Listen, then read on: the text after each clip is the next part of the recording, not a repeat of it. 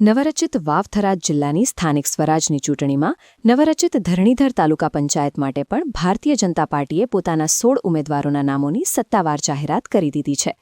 પ્રથમ વખત અસ્તિત્વમાં આવેલી આ પંચાયતમાં પક્ષે નવા ચહેરાઓ અને પાયાના કાર્યકરો પર વિશ્વાસ મૂકીને રણમેદાનમાં ઉતાર્યા છે.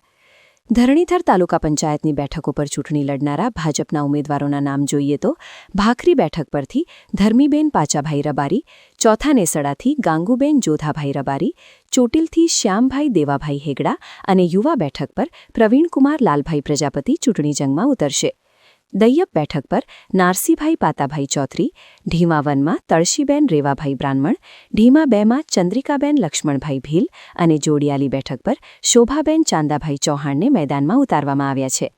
યાદીમાં આગળ વધતા કારેલી બેઠક પર પિંકાભાઈ દશરથસિંહ ચૌહાણ, કુંડાળિયામાં મીનાક્ષીબેન રત્નીસિંહભાઈ વજીર અને માવસરી જેવી મહત્વની બેઠક પર કનુબેન રાસિનગભાઈ પટેલ કેસરીઓ લહેરાવવા મેદાનમાં ઉતરશે. મીઠા વિરાણા બેઠક પરથી શામાભાઈ દેવરાજભાઈ પટેલ, રાછેણામાં વરધાજી શંભુભાઈ રાજપૂત, સણવાલમાં હરજીભાઈ જેવતાભાઈ પટેલ, સપરેડામાં હરિરામભાઈ ધર્માભાઈ બ્રાહ્મણ અને તેરવાડા બેઠક પર ચૌહાણ હાવીબેન રૂપસીભાઈ ભાજપના ઉમેદવાર તરીકે લડશે.